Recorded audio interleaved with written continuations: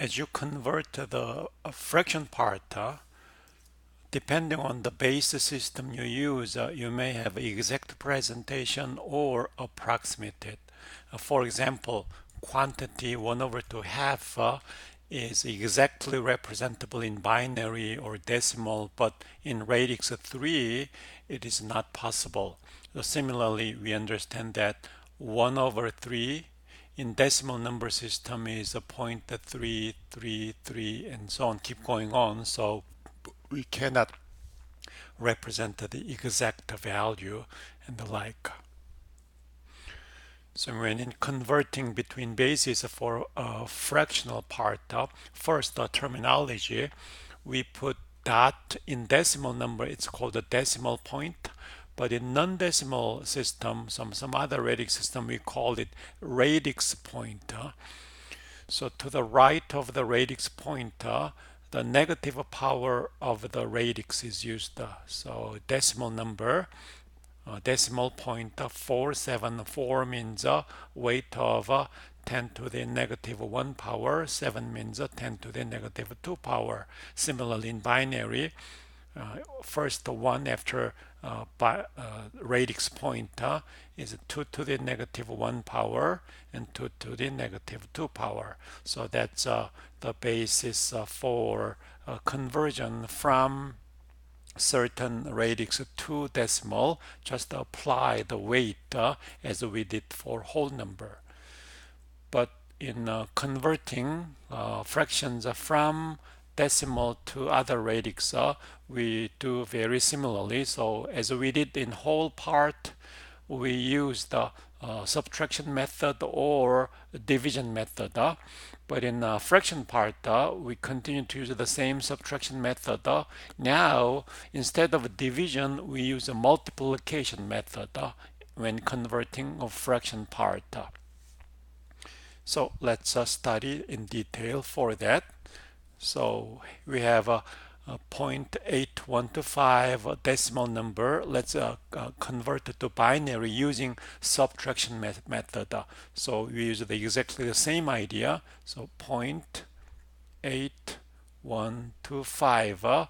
If we convert it binary, we will have a point certain digits there in binary.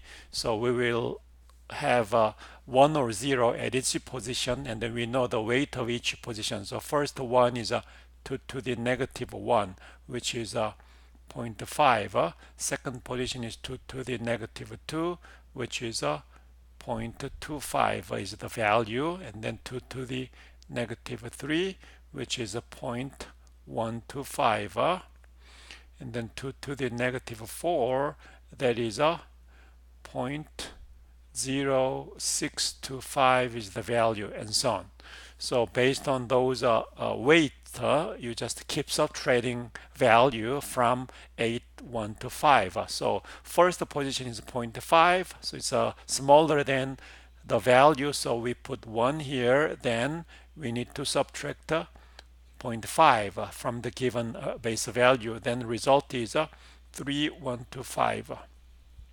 Now next digit weight is 0.25, so that is subtractable from remaining 3, 1 to 5. So let's put 1 there, then we subtract 0.25, then that is 0.0625 is the remaining value out of the subtraction.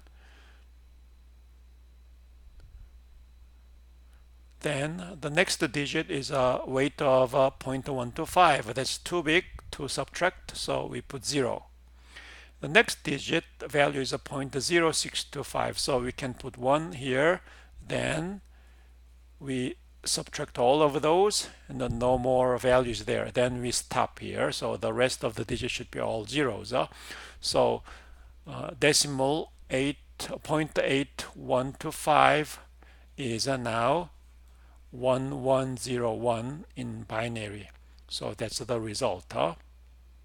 So when you convert a certain decimal value to binary, you may not get subtraction result 0. Then you may have many infinite digits may be produced, then the conversion you can stop after converting certain number of digits after the radix point. So when this instruction for the conversion is given, then you will also be given how many digits after the radix point that you want to convert. Otherwise, sometimes it could be infinite. It's not practically solvable.